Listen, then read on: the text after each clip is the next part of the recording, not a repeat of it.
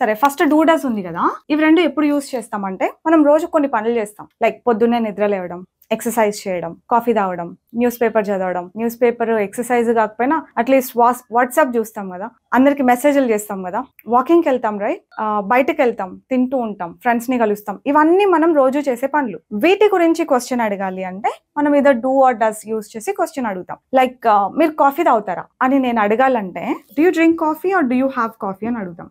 Do you have coffee, తాగుతారా అని అంటే మీకు అలవాటు ఉందా అని. మీరు ఎక్సర్సైజ్ చేస్తారా, same do you exercise.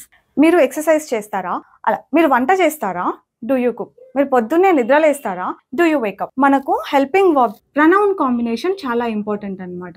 Do you, do they. ఎక్కువ ఇలా క్వశ్చన్ అడుగుతాం, డూ యూ, డూ దే. వాళ్ళు మీకు హెల్ప్ చేస్తుంటారా, వాళ్ళు ఇక్కడికి వస్తూ ఉంటారా, వాళ్ళు మీతో మాట్లాడుతూ ఉంటారా, ఇలాంటి క్వశ్చన్స్ అన్ని do they talk to you, do they help you, ఇలా అడుగుతాం. ఒక్క హెల్పింగ్ వర్బ్ యూసేజ్ చూసినప్పుడు అది ఈజీగానే అనిపిస్తుంది. The point is here actually. ఇది తెలుసు, ఈజీ వచ్చేసింది, అట్లా కాదు. మనం ప్రతి ఒక్క హెల్పింగ్ వర్బ్ డిఫరెన్స్ తెలియాలన్నమాట.